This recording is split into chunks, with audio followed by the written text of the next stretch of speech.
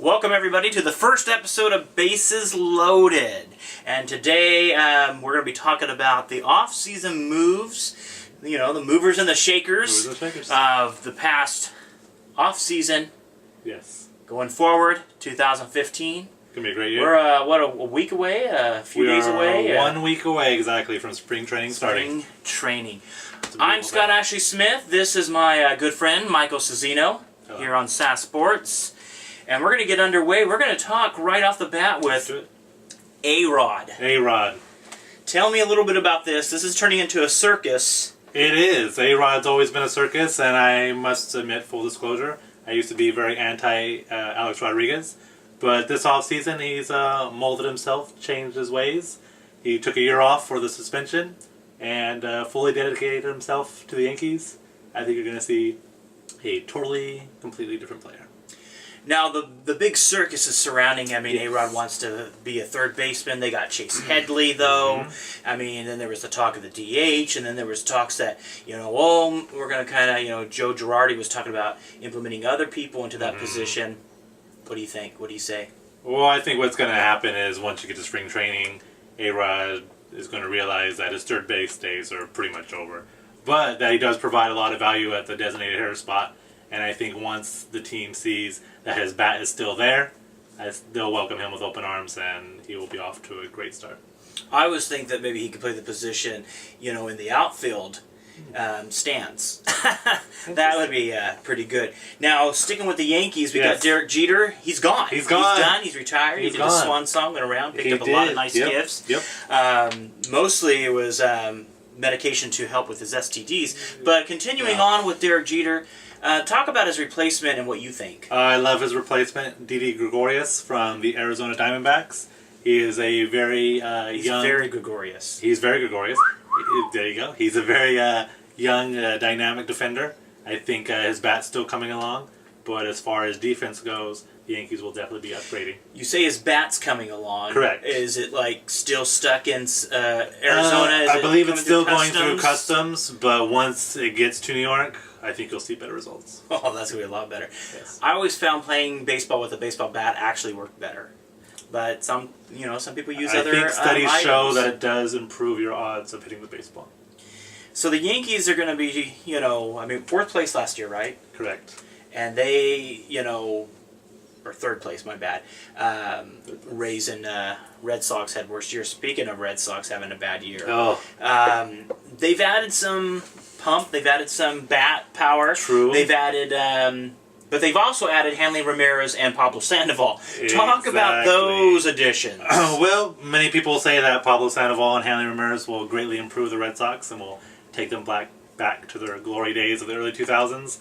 But when you actually look at their track record, I think you're going to find that their added offense really won't make up for the lack of pitching that Boston has. And their impact will be pretty minimal. That's very interesting. I mean, they really have revamped... to a lack of other words to use, revamped their pitching staff. Rick Porcello, who I think is a very good pitcher, not necessarily a front-of-the-line starter. Not even close. And then Wade Miley got traded over, not necessarily. These are complementary pieces. Very complementary. So they really need Clay Buchholz to really step up his game and be the Clay Buchholz of old. Well, Clay Buchholz has to be an ace, and that's not really what he's ever been. So you basically have a team with a dynamic offense on paper that really has a bunch of number 5 starters in the rotation. It's true. So it's true. Take a little swig out of my Connor Franta coffee mug. It's good stuff right there. Ooh, that ice-cold water is hot. Some thought with the Pablo signing by Boston that the Giants were big losers. Were they? I feel the exact opposite. I really felt that for the money, the Giants would have actually been handicapped by signing Pablo for the future. I think when you think of the future, you got to think, well, Madison Bumgarner is going to need a new contract, and I'd much rather have, arguably one of the top 3 pitchers in the league over a aging third baseman. Yes, very much.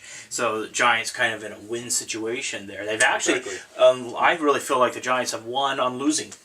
They've lost out Correct. on Lester. They've lost out on Shields, and they lost out on Sandoval. And I really feel like they've won in that sense that they've not crippled their financial going forward. It's very true. You look at the free agent pitching list this year. You could add Scherzer to that list, but really, I mean, Scherzer would have cost over $200 million.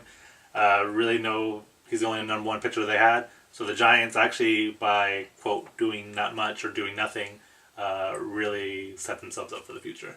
And speaking of not wanting to pump a lot of money into a bunch of players and crippling yourself, we have the Philadelphia Phillies. Yes, the Phillies. The Phillies kind of did the opposite back in the day. They kind of locked up as many people, signed as many free agents, and now they have no money to even pay the employees to clean the stadium. Yes. Talk about the Phillies. Well, the Phillies went from signing guys like Roy Halladay and Cliff Lee just as early as 6-7 years ago, going to World Series, to now their biggest acquisition was Jeff Francoeur. Wow. And I will leave that at that. So, top of the division, you're saying?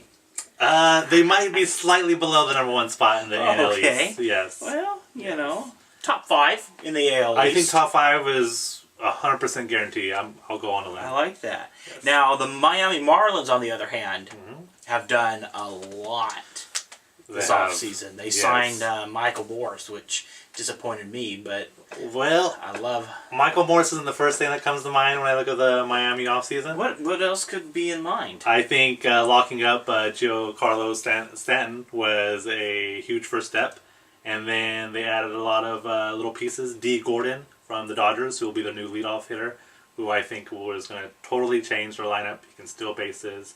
He's a great base runner, gets contact, really will mix things up for opposing pitchers. You signed the aging Ichiro Suzuki, who still, I mean, he'll be coming off the bench. He'll be the 4th outfielder with an outfield that is already probably the best in the National League. Jose Fernandez will be coming back from his injury. Miami Marlins had a great offseason. And it was good that they threw a couple dollars towards Stanton. That was also good. I think it was a little bit more than a couple. Wow. I think they locked him up for a very long time for a very large sum of money. So baseball's doing good, and we like that. We do. Mets. A lot of people think the Mets are going to have just an amazing year. As for me, I do not believe, outside of pitching, I think they have a solid, one of the top pitching staffs. I just don't think they're a well-rounded team. What do you think? I agree with you, but I disagree with you on the pitching. I don't see the pitching even being all that great. You're expecting Matt Harvey to come back and be the Matt Harvey of 2 years ago. We have no idea if that's going to happen. Offensively, David Wright is a shell of himself. He's basically going off name now. When Curtis Granderson's your second best hitter, that's a problem. So, and they're in a division with the Marlins who are coming up, and the Nationals who are always at the top. Speaking of always being up top for 14 years, they were the Atlanta Braves. Schizophrenia is what comes to mind. Well, this isn't the Braves of the '90s. I can tell you that. A lot different. They dumped a lot of players, and then they added some questionable players, getting rid of a guy like Jason Hayward, and then signing a guy like Nick Markakis. I didn't really understand. They lost Justin Upton. Irvin Santana's gone. So I really don't know what the Braves are doing. I don't know what their strategy is. It's one thing to trade away young players and then get young players in return. But if you're trading away your young players and you're signing 18 veterans, I'm not really sure what the formula is there. A lot of pill popping is what's going on up in there. That's extremely possible. And that brings us, of course, to the Washington Nationals. So close. So close. They are, yes. Is this the year? Well, they signed Max Scherzer to a very long-term deal. Now you have him with Strasburg, with Jordan Zimmerman. You have Gonzalez. Doug Fister will now be your 5th starter, who would probably be the number 3 starter on most teams. It is, on paper right now, going into the offseason, the best rotation in all the baseball. Their bullpen's still amazing. They have a very good lineup. I think Bryce Harper, you're going to see the real Bryce Harper this year as well. So I think you're going to see a lot from the Nationals. So who's been playing for them as Bryce Harper before? It was still Bryce Harper. Oh, so the real Bryce Harper, please stand up. We have to remember Bryce Harper is barely 23. And he's been in the league for 4 years. I'm barely 23. Anyhow, there's a new commissioner. Yep. But C-League's gone. C-League is gone. Rob Manfred is in. And already. He's already talking about doing some things differently, some changes. He's throwing different ideas out there. I think that he's going to be very player-friendly. I think he respects the game and wants to see it improve. I think you're going to see a more modernized baseball with him. Well, that'd be good, because baseball is one of its big hangs is that it's kind of outdated. Yes. Compared to other sports that are moving on. That's correct. Hall of Fame. We've got some great inductions. Four men going into the Hall of Fame. 4 men, that's and true. For some people out there, that's big. 1955 or 45? It's a very big draft class. It's one of the biggest ones in about 50 years now. I think the pitching is unbelievable. You have John Smoltz, who's not only a great starter, but a great closer with all those great Atlanta teams in the 90s. Randy Johnson, who played for the Mariners, won a World Series with the Diamondbacks. Pretty much did what Bumgarner did this postseason. He did in 2001. And then you have, of course, Pedro Martinez, who, other than Greg Maddux, probably the greatest pitcher in our lifetime. Played with the Dodgers, the Red Sox, at the height of the steroid era when he just dominated completely. So this is probably one of the better Hall of Fame classes we've seen in a long time. And then you throw in a little scrapper like Craig Biggio out there, and get a little bit of some hitters joining a lot of these pitchers that have been going in. Yes. That's to me pretty big. But speaking of, Craig Biggio being one of the better hitters in his, especially during his peak. True. The greatest hitter of all time, Pete Rose, who can't be in the Hall of Fame. Not yet. What do we know about this? Well, with the new commissioner coming in, the Pete Rose case will more than likely be reviewed yet again. Manfred has said that Pete Rose is on his agenda, probably not in the first 100 days of his commissionership, but that he is in the forefront. And what's also of note of this season is that the All-Star Game will be in Cincinnati. Pete Rose has been granted permission to be part of the festivities, so I'm thinking that the All-Star Game would be a perfect time to announce his reinstatement. That would be great. And well overdue. Well overdue. Health. We've got a lot of players coming back from some health issues. The list could go on forever, but the main people where health comes into play, you look at a team like the Texas Rangers with Prince Fielder. A healthy Prince Fielder, Texas could be in contention for the wild card. Fielder doesn't come back like the old Prince Fielder, Texas could be at the bottom of that division. You have Adam Wainwright in St. Louis. Obviously, if he comes back how he should be, he is a perennial Cy Young candidate at the same level as Clayton Kershaw at his peak. He could definitely take a team like the Cardinals to the postseason and to the World Series. You have Jose Fernandez in Miami, who had Tommy John. He'll be coming back. How he looks as well. There's injuries all over on every team, but part of health also is staying healthy. So you have guys who have been in the league a long time, like a Felix Hernandez. Is he going to remain healthy? You look at Madison Bumgarner last year. All those innings going to pile up. Can he stay healthy? So not only is it guys that are coming back, but also those guys that have been producing, you need them to stick around too. Yeah, it's very true. And speaking of Madison Bumgarner for the Giants, there's also some issues. You got an injury that kept Matt Cain out for most of the season last year. Yeah. Will he be able to come back? I think that's a lot of the issues with the Giants is health-wise with that pitching staff. They've been able to do it with lackluster offense, winning 3 of the last 5. But the pitching, usually the previous 2 championships were pitching-driven. We look at the second city, the Windy City, and we've seen some big, impressive improvements on the north and south side. Yes. The Windy City has been very busy this offseason, both the White Sox in the American League and the Cubs in the National League. A lot of teams think the Cubs, this is their year. If you've seen Back to the Future 2, it also predicts it. So this could be, who knows? They signed John Lester to be their ace. I doubt his true ace qualifications. I think he's probably more of a number 2 starter, but they did add him. Joe Madden from the Tampa Bay Rays came to be the manager. So a lot of publicity, a lot of excitement for the Cubs, which is understandable. They have young prospects and Chris Bryant also who will be coming up as well. So how that all plays out will be interesting. On the flip side, you have the White Sox, who got Jeff Samardzija, who in my opinion is pretty much equal to John Lester. Okay, so you have him. You have Jose Abreu coming back for his second season after his amazing rookie campaign. They added a lot of different pieces as well. So you have two teams in Chicago who really haven't been successful for a long time. That's going to give fans something to really get into this year. And hopefully they'll be in contention towards September and October. Could be a very good shot that Back to the Future just had the wrong Chicago team winning it all. That's a very good point as well. Yes. They compete with the Tigers. They compete with the Indians. Yep. They have the Royals. And some say they compete with the Twins, but that's still debatable. Well. Talk about that.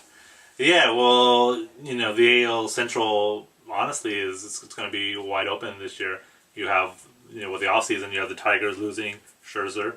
You have Victor Martinez, who's been injured. Miguel Cabrera is always hurt, even though he plays through all the pain. But he's another year older. Can he keep up his dominance? You have the Kansas City Royals. Are they going to have the World Series hangover? Can they really, is their bullpen going to be as strong as it was last year all season long yet again? So you have those concerns. Cleveland's supposed to be, the up-and-coming team. Terry Francona, does a great job of managing. But you have free agent signings like Michael Bourne, who really hasn't panned out. You have Nick Swisher, who really hasn't panned out. Corey Kluber, can he do it again? I don't know. So there's a lot of question marks in that division. A lot of question marks. Dodgers, a lot of people, high hopes. Some, probably a lot of minuses than there were additions. Yes. Some in LA may be a little bit confused by. But the major thing, in my opinion, is the front office. The front office, yes. Well, they made some questionable moves. As much as you say about Hanley Ramirez in the locker room, his production. I mean, is Howie Kendrick and Jimmy Rollins going to outproduce Hanley Ramirez? I don't know. I don't think so. Plus D. Gordon. So you have D. Gordon gone, Hanley Ramirez gone. Now you have Howie Kendrick and Jimmy Rollins replacing them. So that's a decision management felt was right. I personally don't think Jimmy Rollins has much left in him, and but we'll see how that goes. Matt Kemp's now gone. That leaves room in the outfield for Puig to do his thing, but they do still have the pitching. But as far as off-season moves, I just really don't think they did enough offensively. All right. A's losers, M's winners. Yes, the A's reminds me of a lot of the Atlanta Braves, to be honest with you. Getting rid of players like Josh Donaldson, who not only is the best player on their team, but one of the best players in the American League, going to Toronto. So they're losing him, losing Samardzija. Their pitching just isn't what it accustomedly is for the Oakland A's. I think they always rely on the next guy up from the minors to come in, but there's no signs of that really happening now. Then on the opposite end, you have the Mariners, who missed out on the playoffs last year, who for the second straight year signed the best free agent hitter in Nelson Cruz, following last year where they had Robinson Cano. So you have a team going in opposite directions that they're not normally used to going. It's pretty good. So with the M's winning and A's pretty much losing, the idea would be now, are the M's ready to take that division with what they got? Do you think that what the M's have is good? I do. I think offensively they've always needed that right-handed bat. Oh, yeah. Don't want to throw off yes. the viewers at home. It's just a random shirt I wore, yes. But I think with the addition... That's how most people wear those shirts, too. I think with the addition of the right-handed bat and Nelson Cruz, top home run hitter in the league, I think that shores up the offense. The pitching's always been there with Felix Hernandez, Iwakuma. They have young guys in Paxton and Walker. The bullpen has been phenomenal last year behind Fernando Rodney. There's no indication that won't be the case again. So everything is looking up for the M's. And as we come closing out this show, Padres seem to be the one that has done so much this off-season. Yeah. Well, they just signed James Shields a little while ago. They acquired Will Myers, who happened to be traded for James Shields a couple years ago. But now they have both of them. They have Matt Kemp, Justin Upton, just all kinds of moves they made. In that division, however, you still have San Francisco, still have LA. I'm not sure if San Diego's done yet, but they've put buzz in San Diego that really hasn't been there since the Tony Gwynn days. So that's great for the city, great for the division. It'll make it a lot more interesting.